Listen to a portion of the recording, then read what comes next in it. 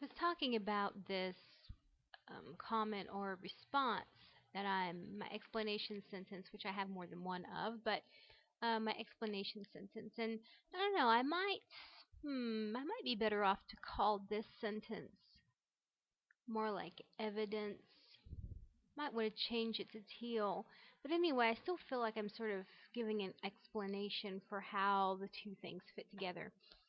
Anyway, I made the point that in this sentence, likewise, Paul and Shirley Everly published a book in 1993 that attributes the McMartin case to hysteria entitled The Abuse of Innocence, the McMartin Preschool Trial, which has been widely referred to by those who wish to discredit the allegations of the children and parents. And then I give um, evidence for why the Everlys themselves and their expert advice is a problem. Interestingly, these Everlys appear to be the same individuals who published an adult magazine called LA Star in the 1960s and 1970s and a magazine called International Finger during that same time period. The latter magazine is rumored to have featured illustrations of children in various sexual situations with adults. Perusing the website biblio.com for these titles yields results that connect the Everly name with pornographic literature. So that was my sort of last piece of an example for why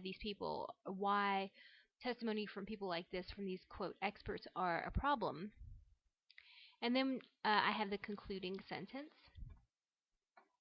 Given that the individuals who have been cited as experts in the biggest multiple offender, multiple victim abuse case in America's history seem to support pedophile rights, it should not be difficult to ascertain how debunking a case like the McMartin case would set a precedent for discrediting future alleged victims and for removing from the public's mind the possibility that such rings could even exist.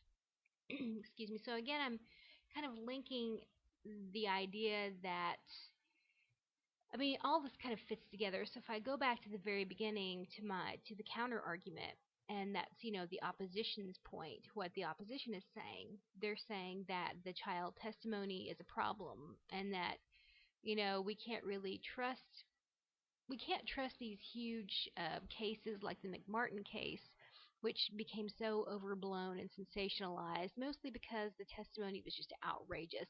So because it's so outrageous, and because the techniques for interviewing the children um, were not trustworthy, then therefore the case kind of fell apart. That's one big reason that the case fell apart. Um, so I'm kind of showing that, well, then people go on to say, well, because the McMartin case fell apart, all this stuff was just crazy, it didn't really happen, then that sort of made other future cases seem like they were equally implausible.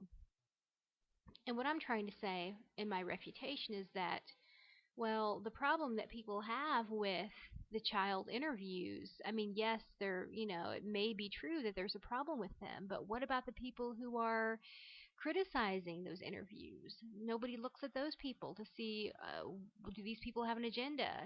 Are they really about protecting children?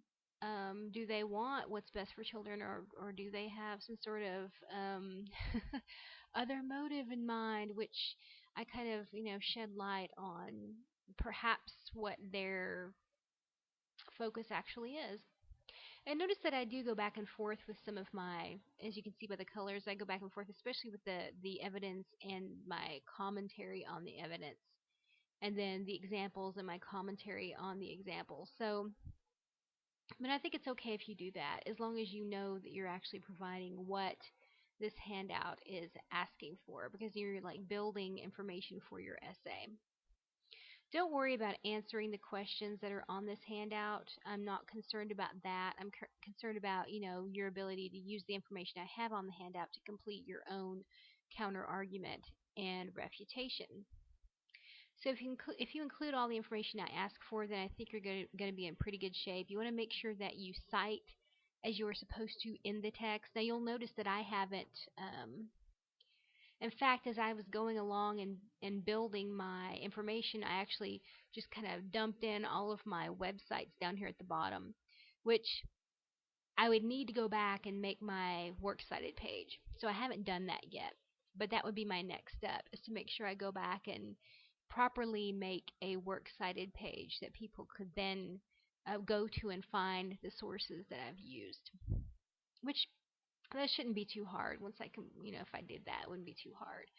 But really, what I'm concerned about is making sure that you've provided the evidence and the examples that are needed, and that you've cited that information correctly. And I don't want to see any dropped quotations. Okay, no, you're not going to see a single dropped quotation in here, all right? Because I've woven everything in with my own sentences, and that's exactly what you want to do. Okay, so um, I'm hoping that this is going to help you a lot with making your counter argument and refutation, and we'll see how it goes when we get in class.